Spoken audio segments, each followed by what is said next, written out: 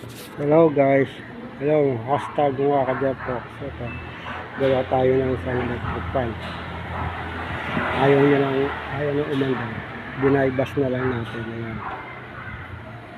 Isa sa capacitor. Direkta po yan dito sa kanyang wire. Sa isang line niya. Ito sa line 1. Ayan po. Direkta po yan dyan. Kakabit lang dyan.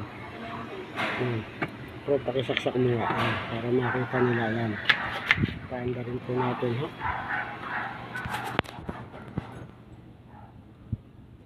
Nagpalit po din tayo ng motor ayun. Ayun po, paanda rin po natin. Ayun, handa po siya.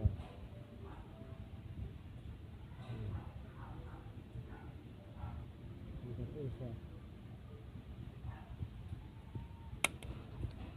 Ayan, handa 3.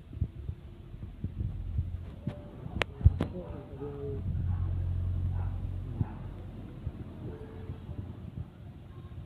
ayun po. Okay po. Yun na lang po ang pagbabalbas. Sarado po kasi ang internal fuse yan. Salamat po.